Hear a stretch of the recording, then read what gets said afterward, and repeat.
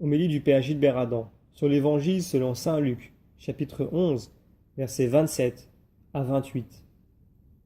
Comme Jésus disait cela, une femme éleva la voix au milieu de la foule pour lui dire, et là nous coupons volontairement le verset pour le commenter.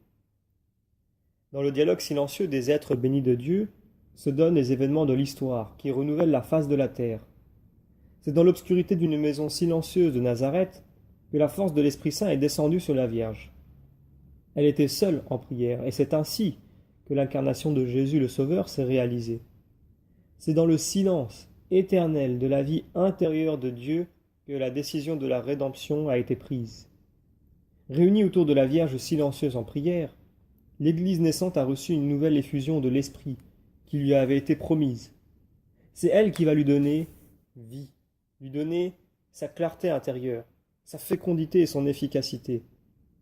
La Vierge Marie, qui gardait dans son cœur chaque parole dite de la part du Seigneur, préfigure les êtres attentifs, en qui la prière sacerdotale de Jésus renaît sans cesse à la vie.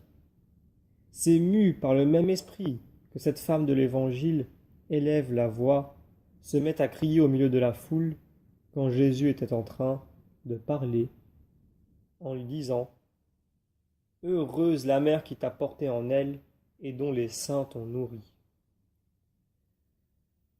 Cette femme s'exclame en entendant Jésus parler et redonner sens à toute chose.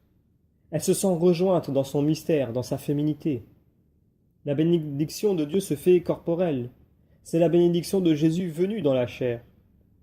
Heureuse la mère qui t'a porté dans ses entrailles. Cette femme est habitée par la bénédiction de Jésus. Elle aime les enfants qu'elle a portés. Elle est rejointe dans son être de femme. Elle s'écrie à propos de Marie qu'elle ne connaît pas. Heureuse la femme qui t'a portée. Elle est bénie entre toutes les femmes. Marie, la première, a écouté la parole de Dieu et l'a mise en pratique comme personne avant elle. Elle a accueilli le Verbe de Dieu dans sa chair. Elle avait passé toutes les années de sa vie cachée à méditer dans son cœur ce qu'elle apprenait de la parole. Ensuite, elle gardait dans son cœur les comportements et les paroles de Jésus. Nous voulons, nous aussi, entendre la parole de Dieu, la garder, la méditer et faire sa volonté qui est amour. Comme Marie, il n'est point de parole que nous n'aimions autant que celle de Jésus. Il n'est point d'enseignement que nous nous employions à méditer, et point de volonté que nous n'ayons autant le désir profond de faire, dès que nous entrons en contact avec cette parole personnalisée en Jésus, le Verbe de Dieu. Nous lui devenons semblables. Nous terminons la lecture de l'Évangile. Alors Jésus lui déclara « Heureux plutôt ceux qui écoutent la parole de Dieu et qui la gardent. » Nous entendons en résonance l'exclamation d'Élisabeth.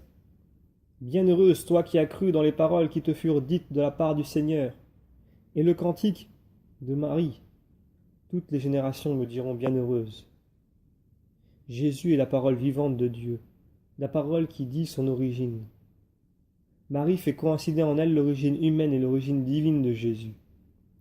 L'Esprit Saint viendra sur toi. Jésus est l'engendré du Père qui est porté par la femme qui lui donne chair. C'est grâce à l'écoute de la parole de Dieu que Jésus est conçu dans la chair humaine. Cette bénédiction nous fait remonter à l'origine de Jésus.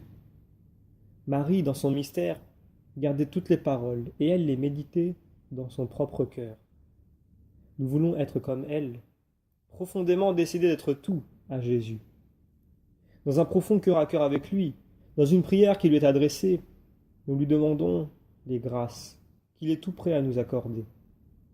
La parole de Dieu met en lumière la bénédiction, le bonheur qui vient de Dieu. Jésus et Marie ont vécu cette bénédiction avec une si grande plénitude dans ce bonheur qui vient de Dieu. Cette bénédiction du Père rejaillit dans tout l'Évangile quand Jésus révèle l'amour infini de Dieu qui se répand dans l'humanité.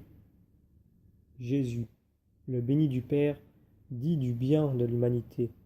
Il est le resplendissement de la gloire de Dieu, l'épanouissement de son amour. Nous demandons la grâce de la bénédiction de Dieu.